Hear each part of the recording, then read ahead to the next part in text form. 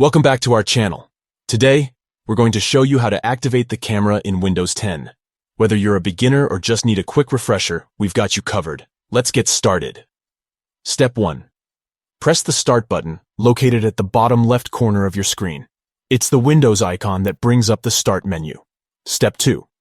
Click on Settings. You'll find it represented by a gear icon on the left side of the menu. This will open the Windows Settings menu. Step 3.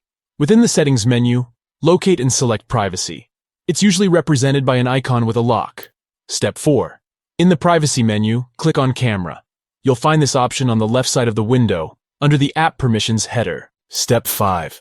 Finally, toggle the switch under Allow apps to access your camera. This will grant any installed app permission to access your camera. And there you have it. By following these simple steps, you've successfully activated the camera in Windows 10. Now you can enjoy capturing photos, recording videos, and engaging in video calls effortlessly. We hope you found this tutorial helpful. If you did, don't forget to give this video a thumbs up, subscribe to our channel for more Windows 10 tips and tricks, and hit the notification bell to stay updated. Thank you for watching.